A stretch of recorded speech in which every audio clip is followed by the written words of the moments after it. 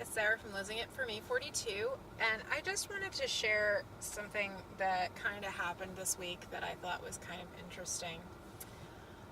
Um, I set my intern on a project to do an illustration for 4th of July for us to use for ads, and she just finished it, and it was really, really nice and really, really, really well done.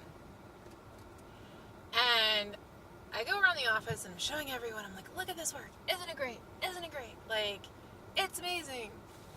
And a very tiny little part back in my head on a closet door, there's a little scratching. And it's my insecurities going like, well, she's so great at this. They're gonna fire you and replace you with her. And I kicked the door and was like, shut the fuck up. That's not true. But, like, there was a tiny part of me that's like, And then I realized, like, A, it's not true. B, that was my life. Especially when it comes to work. It's always been the thing that I've always been the most insecure about. And I went to school with lots of young kids who all seemed to be so much better than me, but I was going to school while working full time. I didn't have a lot of time to spend on projects. They had all the time in the world. Not working and, living on campus. They had tons of time. But it was very interesting. So I had this real insecurity about that. And it was really interesting to see how far my mental process has come, because I don't really think like that anymore. I'm so much more confident in my work, and not just my work, but in me, in my value.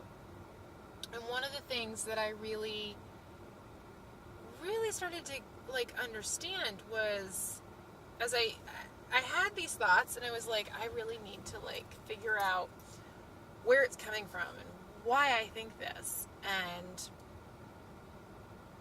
when I started to really dig into it, what I came out was,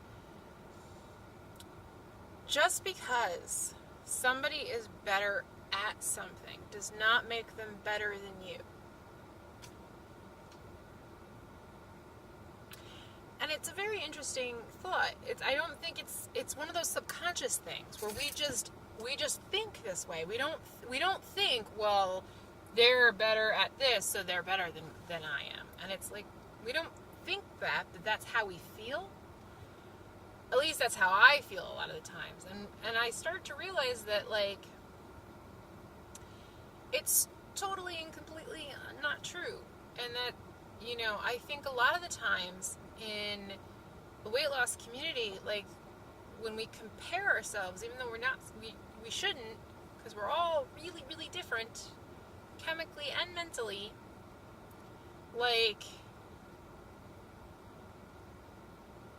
just because somebody is better at going to the gym every day doesn't make them better than you.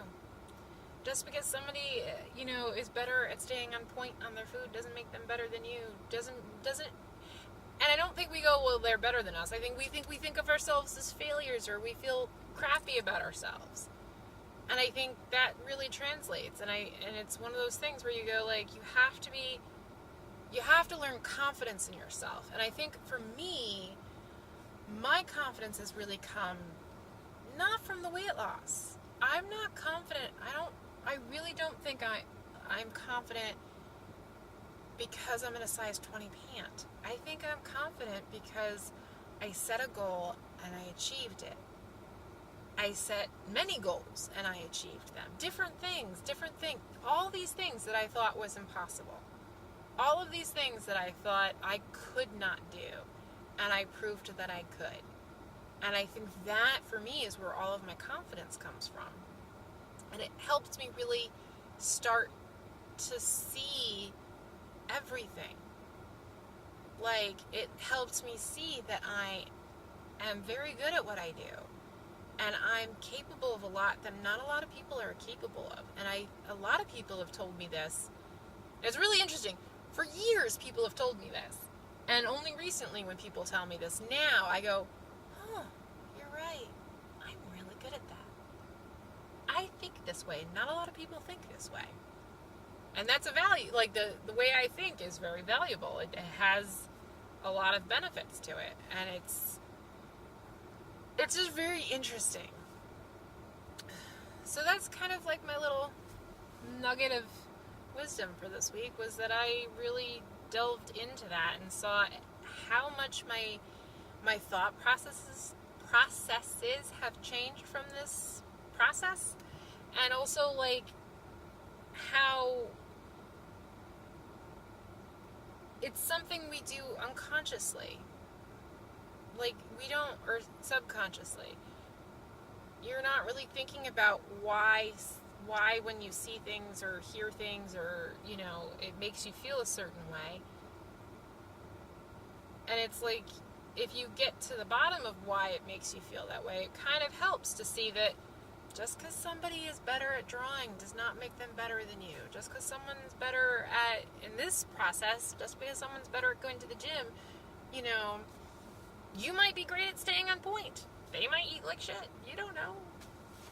And it doesn't really, none of that matters. You have to find what you do, what you're good at, and be confident in that, because I honestly think the fact that I've been so supportive in this community, and I support all these people and really cheer them on all the time, and it really makes me do that in all aspects of my life. And I've definitely gotten to the point now where I don't really feel threatened.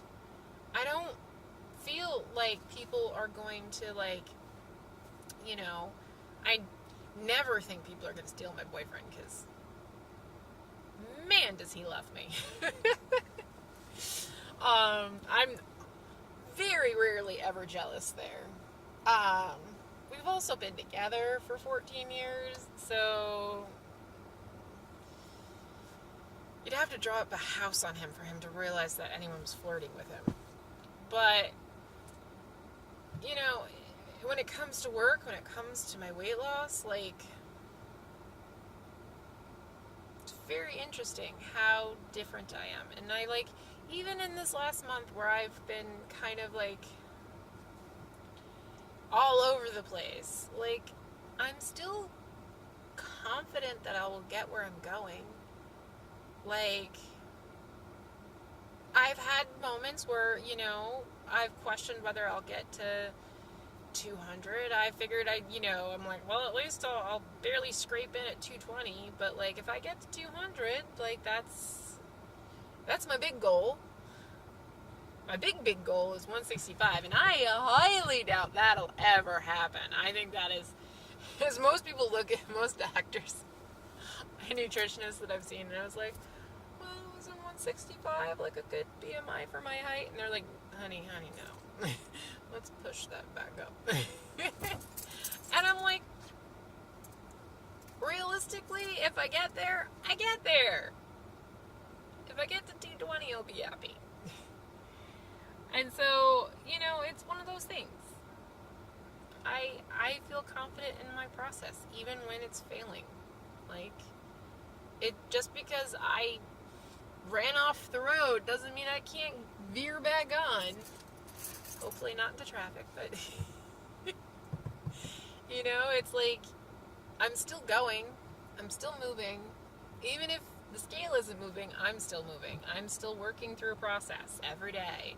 Figuring out what works for me, figuring out what I can adapt into a lifestyle, figuring out how this means a new life for me, because that's my whole thing. Is I'm not looking, as much as there is an emphasis on the first year to 18 months, I've always approached this as, this is how it's going to be for life.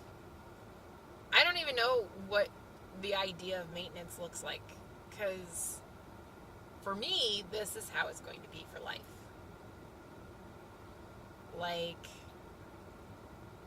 Maybe I'll up my calories, figure that out, but it's all about really just getting into some kind of lifestyle that works. and adapting that into a daily thing, because if I do a diet, I'll fail. So, those are my pearls of wisdom for today. And the people in front of me got into the car and they're staring at me, so I'm going to go, bye!